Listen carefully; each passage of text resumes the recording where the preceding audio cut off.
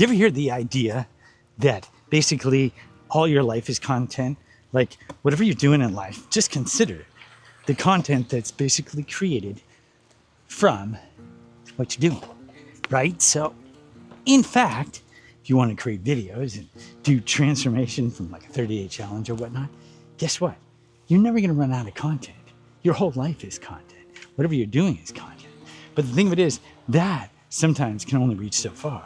In this video, I'm going to show you how not only is everything in life content, but everything you come across is content. And this actually makes it so you have endless content for either a 30-day video challenge or whatever other content that you're creating for business or otherwise. It's quite simple, it's fun, and there's only 4 steps in the process.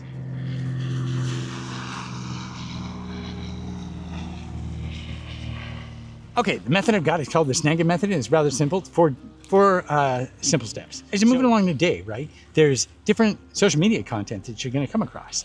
And some of it you're gonna want to share with friends. And that means it's kind of snagged a part of you. And it could be something that you could basically take and expound upon. Of course, not all the content that you share with your friends is gonna be content you're gonna wanna actually riff upon, so to speak, right? So obviously it has to align with the content you have on YouTube normally. So the idea is what snags you in that? What kernel of truth are you kind of expounding upon? And sometimes it really gets you because it's like, okay, this is something I really disagree with, right?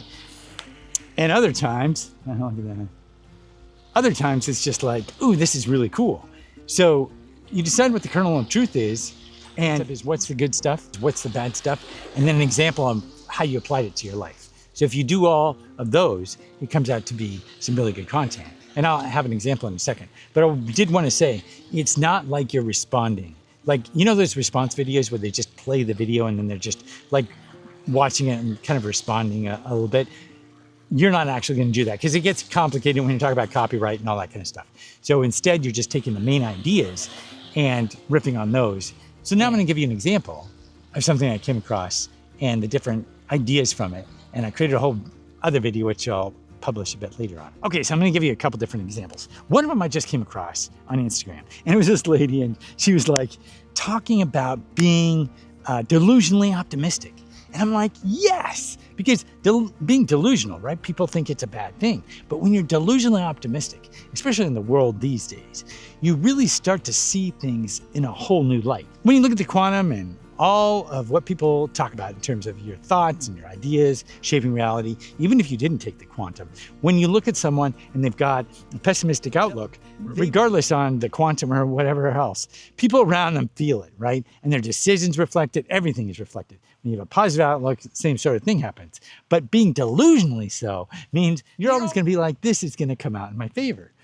So I thought that was fun, and it's short and it's easy, but then you just weave it into your life. Like, okay, you break up with someone, right?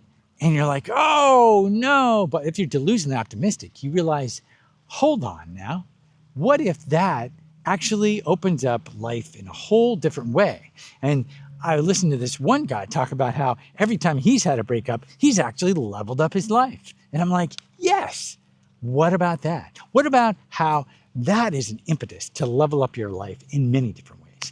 And so I like that. That's being delusionally optimistic about a certain outcome, right? Okay, so here's another example. I came across this one video talking about monk mode. Now I'm familiar with monk mode.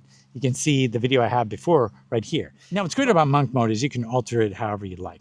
But most of the people that take on monk mode are of the mind to be like in isolation, shut off everything, and just really just grind hard.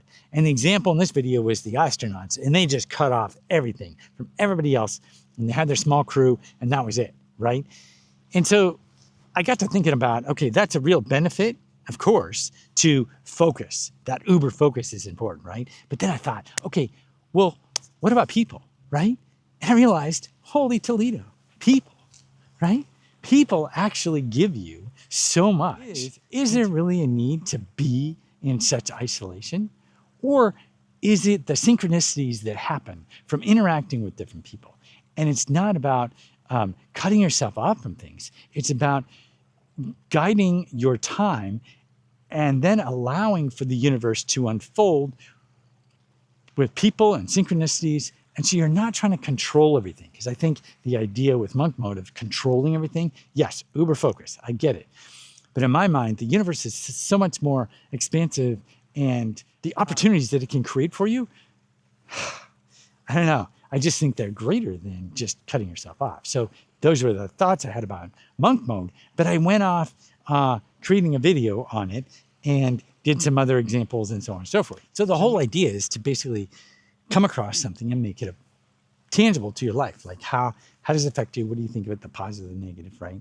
And then attach it to your life and then let it go. Like publish the content. There you go, right? Like that is basically one of the best ways to create content, is through interacting with existing content that kind of gets you. So that's kind of like the Snagit Method. But the other part of this is always have a notebook with you, always be writing things down, always be recording, because there's stuff throughout the day. I've caught different epiphanies or different phrases I hear people say, and I'm like, ooh, I like that. Write it down. You think that you're going to write it down later, and it never happens. It's like the dream that you're like, I'm going to write this down. I know it. You just don't, right? So just write it down when you have it. Right? Have a notebook. This is my notebook. I've got a pen kind of jammed inside of it, but all kinds of great notes. And I love just sitting and getting those thoughts out, because it also clears your mind so that you're not holding on to the thought. It's like freeing RAM in your computer, right?